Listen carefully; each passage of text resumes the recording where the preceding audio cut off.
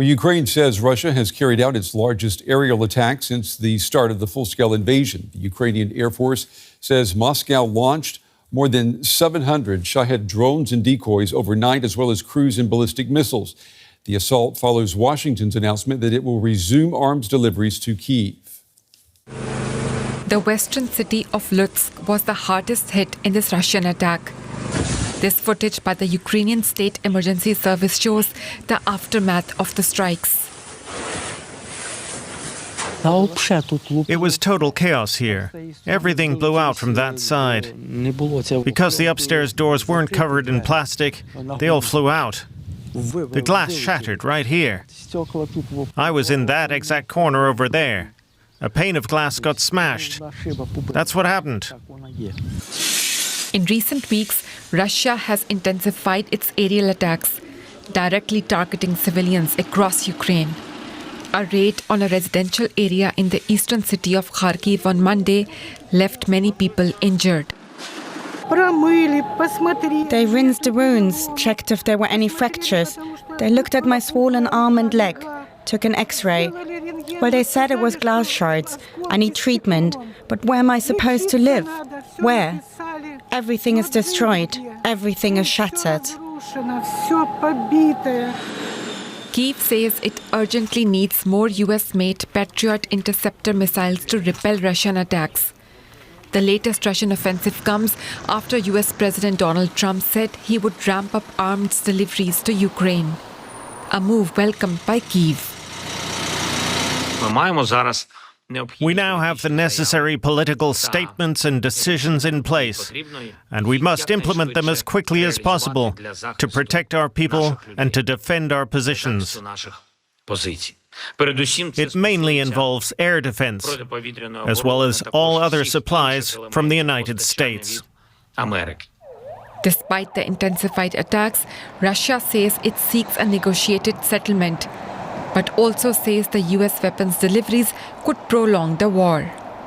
To put it mildly, continuing to send weapons to Ukraine won't help bring about a peaceful settlement of the conflict, which seemingly everyone in the world community, including the West, is calling for.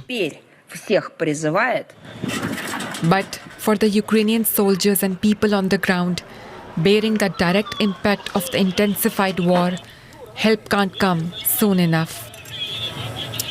And for more, I'm joined now by Thomas Withington. He's a security analyst with the Royal United Services Institute. He's also an expert on air defense. It's good to have you with us, Mr. Withington. I want to ask you about what we saw last night. Russia launching these Iranian-designed Shahed drones, decoys, and missiles. What is special about these Shahed weapons, and why were they used last night? Do we know? The thing about the Shahed is that it is a comparatively low-cost yet quite effective weapon. And what that means from Russia's perspective is that every evening or the evenings when Russia performs these large-scale air attacks, the country is typically able to deploy hundreds of these Shahed drones. Now, only some of those drones get through Ukrainian air defense, perhaps 10 to 20%. Those that do get through, as seen from your previous package, can be particularly devastating. So in terms of Russian air-powered doctrine, these weapons are very much aimed against the civilian population, against civilian infrastructure, against civilian targets, with the aim of doing as much damage and as much attrition to Ukrainian morale as possible, to try and wear down the population's will to resist sort of continued Russian aggression. What we saw last night was the largest aerial attack that we have seen in this war so far. Were you surprised to see an assault on this scale now?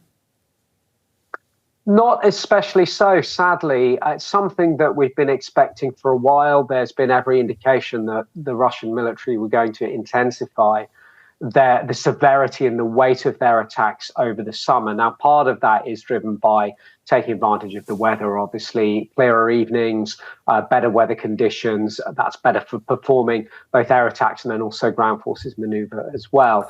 But I think if you look at the wider strategic political question, this is all part of Mr. Putin's attempts to try and effectively bomb Ukraine and Ukraine's allies to a negotiating table where Mr. Putin holds all of the cards and effectively dictates terms. So for all of the talk, I think, from Moscow, again, in your previous package of wanting a negotiated settlement, I think that's very much a negotiated settlement on Russia's terms.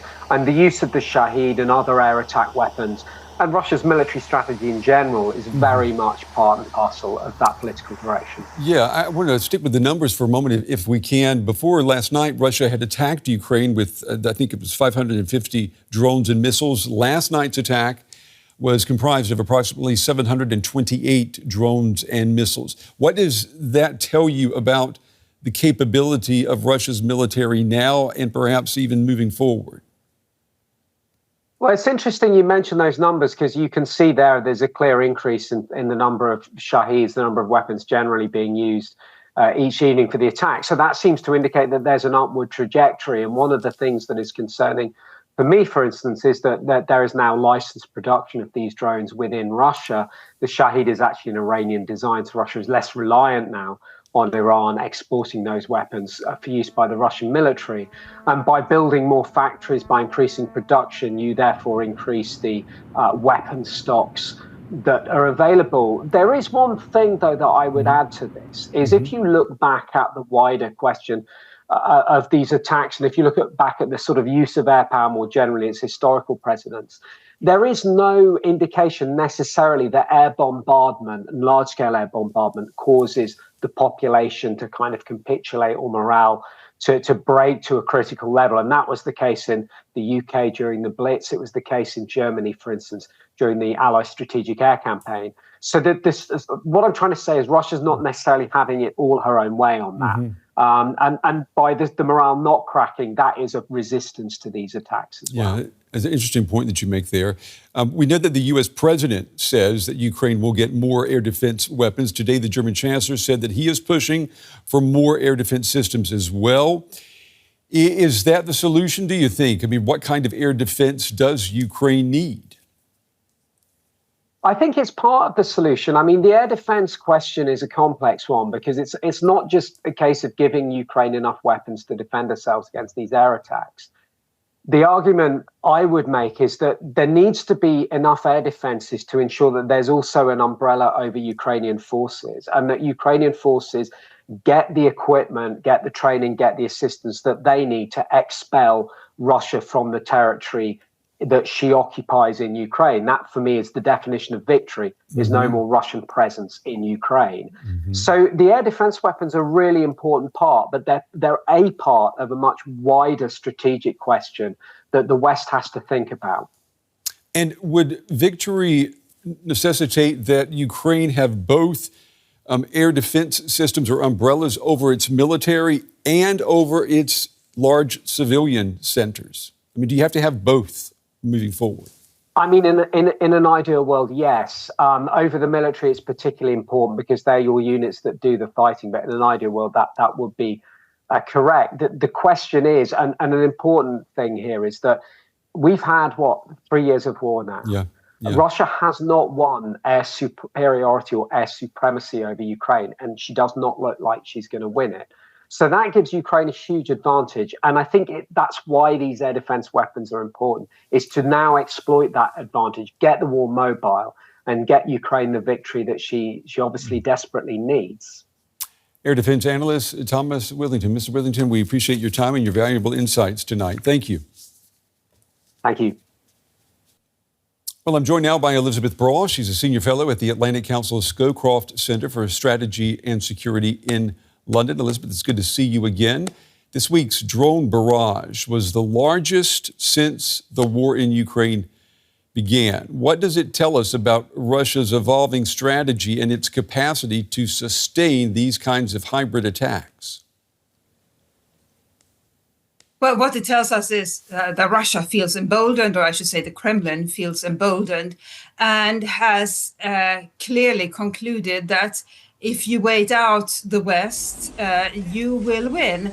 And what Russia has been doing this whole time too is innovate, both on the conventional military side and on the more innovative military side, but also in the gray zone, so below the threshold of armed military violence. And the Russians keep using tools in all these areas to harm Ukraine, not just the Ukrainian armed forces, but crucially also Ukrainian civilians. And that is that means the Russians are not playing by the rules, but they don't care.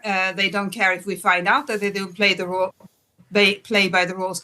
That is, they are willing to take that reputational harm into account, and they have clearly left the path of a respectable country anyway. So they keep innovating, and it's clearly having some success. Yeah, and Ukraine says that it intercepted most of the drones, but I'm wondering at what point does the sheer volume overwhelm air defenses, and what are the long-term risks of that imbalance? Well, that is a challenge for the defender, in this case, Ukraine. Ukraine is a smaller country population-wise than Russia to begin with, so has fewer soldiers to begin with. And what you can do then as Russia is to try to force the Ukrainians to constantly use up resources defending against attacks that they can defend against. But if they use resources on that, people, time, and material, equipment, then you won't be using that material, time, and those people elsewhere. And that is a Russian strategy that seems to be working. The Russians are not particularly clever in having figured it out. They just use it a lot, but other countries use it a lot too when they wage war. But in this case, we're seeing the Russians do it. U.S. President Donald Trump, he has pledged more defensive weapons for Kyiv. He's also criticized Vladimir Putin unusually, very directly. How do you read that? I mean, do you think that signals a shift in Trump's approach? Well, the difficult thing with Donald Trump is that he tends to change his mind, and it is absolutely welcome and to be saluted that he's now seeming to support Ukraine more. Let's hope that it lasts. But the problem is that it's so hard to tell whether it will last. And for Ukraine, it's very hard to build a strategy based on US support, not knowing whether what Donald Trump says today will also be the American policy that's carried out next week, next month, or a year from now. Let's hope that the war is over a year from now, but I don't think we should be too confident that will be the case. Yeah, on this side of the Atlantic, in the German parliament today, German Chancellor Friedrich Merz said that the diplomatic means to resolve the war in Ukraine have been, and I'm quoting here, exhausted. Do you agree with him? Well, everything has been tried to end the war in Ukraine. Russia has been given ample opportunities to withdraw, to negotiate, to sign a ceasefire agreement leading to some sort of peace agreement. But Russia is simply not willing to entertain the notion of peace in Ukraine on any terms other than complete Russian victory.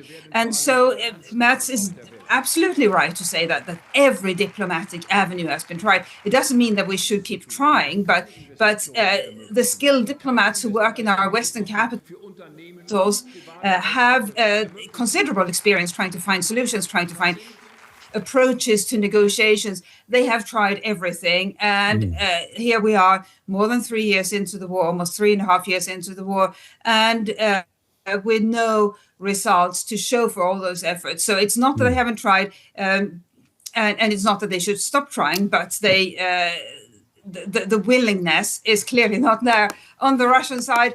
And if you are the kind of country that Russia is, where you don't care about your reputation, you do care about winning this war, then it makes sense from your point of view to keep waging the war. Yeah, you say the willingness here. Tomorrow there is this meeting of the coalition of the willing. What message do you think that these 30 backers of Ukraine, what message do they need to be sending now? they need to be sending a message of consistency, of obviously of support, but of support that is not conditional, that is not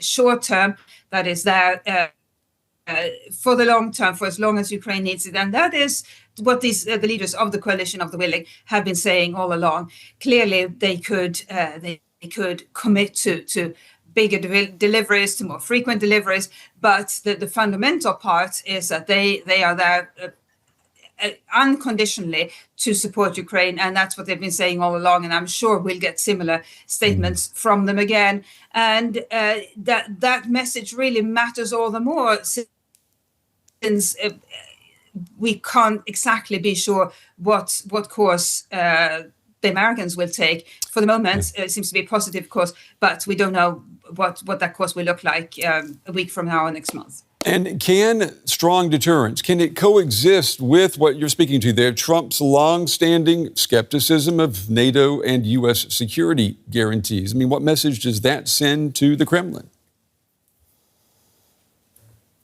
I think the problem when anybody in a position of leadership criticizes NATO is that it weakens NATO. So the moment you criticize NATO in a public setting, you undermine the alliance. It's essentially like throwing money away, because the money you spend on defense and ultimately the defense of NATO, the entire alliance, then if you undermine NATO, it's like throwing some of that money away. Yeah.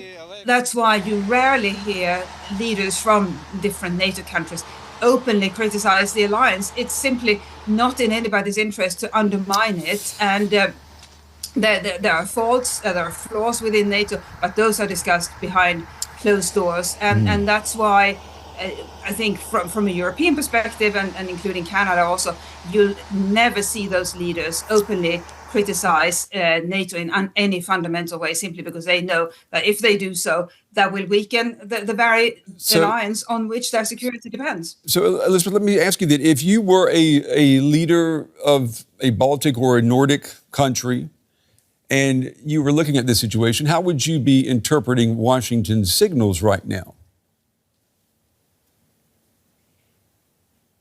It is extremely hard to interpret them, but I think the upside is that there hasn't been anything overtly negative about the Nordic Baltic countries. Trump seems to, if he has an opinion about the Nordic Baltic countries, it seems to be moderately positive. So in the scheme of things, that is a positive thing. Then what we have seen in the Nordic Baltic countries is that they are not waiting for others to constantly come to their rescue, should that be the case. They are very active in defending themselves. Clearly, they need NATO. That's why they are members of NATO, but they try very hard. Individually, within their different countries, they have increased defense spending, they have increased the size of their armed forces. Denmark has just introduced a military service for women, mandatory military service for women. Sweden has increased its defense spending significantly. And on top of that, they have the JEF, the Joint Expeditionary Force, together with the UK. So they're being very innovative and very committed to their defense, simply because they don't want to make them fully dependent on other countries. And frankly, they see it as a matter of national commitment and pride to be doing as much as you can. Okay. Elisabeth Braw. Elisabeth, we covered a lot of territory this evening. I appreciate your time and your valuable insights. Thank you. Thank you. Well, for more now, I want to bring in Fabrice Pothier. He's a foreign policy analyst and CEO at the international political consultancy firm Rasmussen Global. He joins us now from Madrid. It's good to have you back on the program. You know, we've seen the largest and heaviest drone attacks by Russia since the beginning of this war. Why now? Why are we seeing that now? Well, quite simply because this has become not only Putin's war, but also Donald Trump's war, in the sense that the US president and the US administration have been not just reluctant, but have been blocking critical shipment of really needed interceptors for the Ukrainians to be able to shoot down most of those drones and missiles. So Putin is just exploiting the big gap that Donald Trump and some of his administration officials have created. Fabrice, the overnight attacks on Ukraine, they were aerial attacks, they were drone attacks. I mean, there is practically no limit to the size of a drone attack. Do you expect Russia to hit again and again, bigger and bigger? Well, I don't know if they can go bigger, but they are clearly creating, basically opening a new front line. You have the land front line, which stretches over 1,000 kilometers. And actually, Russia has not had that much of a success lately, even though they are losing something close to 1,000 soldiers a day. And what Putin did essentially is to open another front line, this time across the civilian population, across the major cities, by saturating the aerospace with drones and missiles. And I think against that, the Ukrainians, again, are lacking the Patriot systems interceptors that they need to, but they're also trying to develop new solutions, but there are not that many easy fix against Shahed drones. So I think what we have to do is to allow them at least to buy the US interceptors, possibly with German, French, EU money, and then help them to develop the kind of counter drone warfares so that they can be able to not use extremely expensive interceptors like Patriots, but use cheaper system to be able to respond to the Russian air attacks. You know that the U.S. president has said that the U.S. will send more weapons so that Ukraine can defend itself. Can Ukraine depend on those words? Well, the problem is Ukraine doesn't really have the luxury of choosing whether it can trust Donald Trump or not. It just has to take whatever is available. And it seems there is some kind of new goodwill from the US president. But what the Trump and his people have made very clear at the Hague summit is there's not going to be any major new US military aid package, nor is there going to be new US sanctions against Russia. So essentially what the US has been saying all along is we are getting kind of somehow out of there, and this is your war and Europe's war, and for you to solve. So probably President Zelensky managed to convince Trump that there was a good transactional deal to be made in us or Ukraine buying US interceptors. But this is not obviously a long-term fix. And the long-term fix is what your presenter was saying earlier, is to have the Ukrainians develop the technology, the missile technology, the drone technology to respond to the Russian attacks. I want to ask you, too, about what the German chancellor today said. He said that diplomacy in Ukraine has been exhausted. Do you agree with him? Well, I think it's a bit... I think overdue, but I guess there is some domestic political reasons for saying that now. And it's not just the far right and far left in Germany. I think the SPD still believes that we should somehow enter or re-enter some dialogue with Vladimir Putin's Russia. And the fact that they're holding hostage on the Taurus and that the chancellor has not been able to make true to his words of delivering long-range cruise missiles to Ukraine because of the deal he had to make with the SPD to form the coalition is quite embarrassing.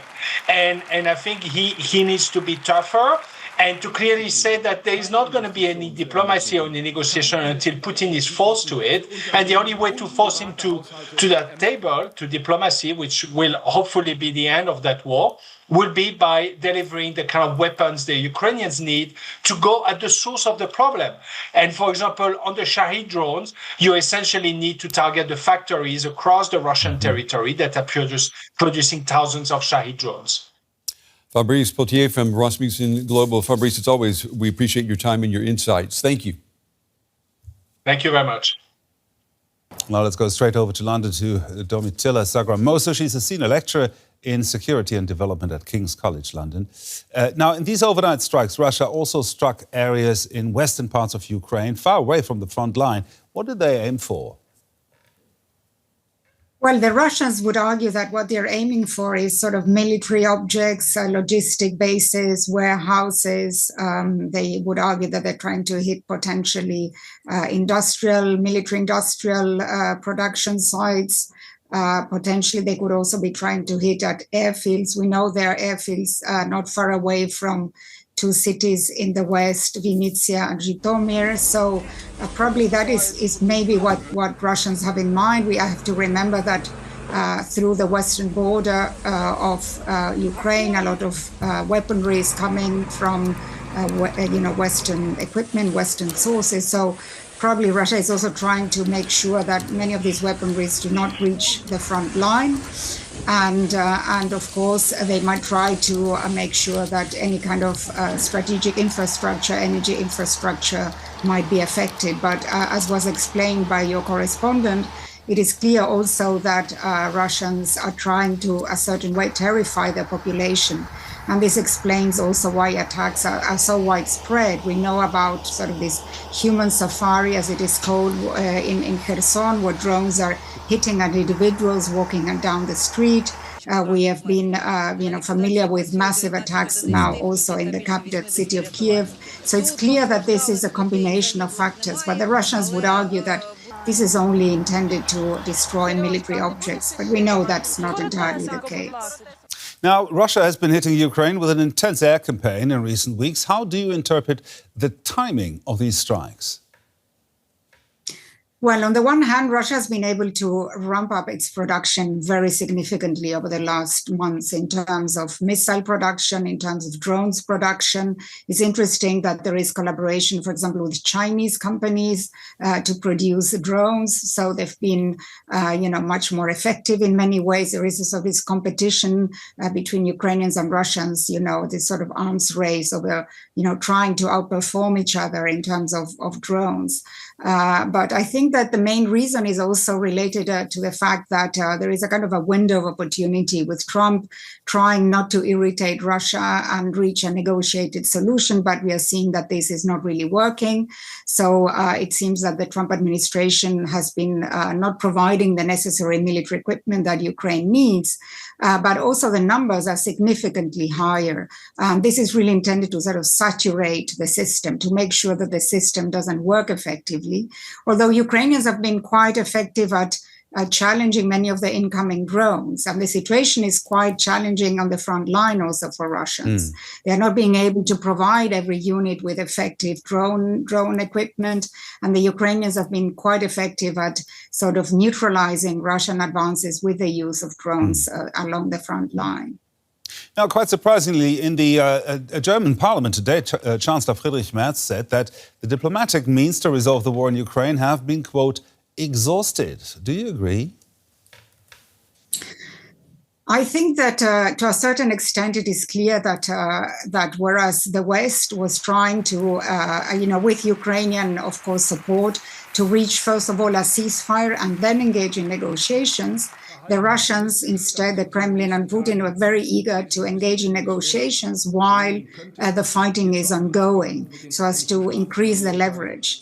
And I think these two approaches do not match each other. So at the moment, Putin has no interest in negotiating because he probably feels that, he can exhaust, Western support for Ukraine or, the support that the population may have for the continuation of the fighting. So I think that it's a very, very valid approach, the one by Chancellor Merz, because at this moment, the window of opportunity for negotiations is very, very limited. I mean, one could argue that one can keep lines open, but I think that Ukraine needs to be in a much stronger military position in order to be able to then force Russia to the negotiating table. This is really probably the best way out, is to weaken Russia so that, it is forced to come to the negotiating table. And I think that could happen if the right equipment and military support is provided to Ukraine, because they've shown they're really very capable of standing up to the Russian assaults. Domitilla Sagramoso there from King's College London. Thank you very much.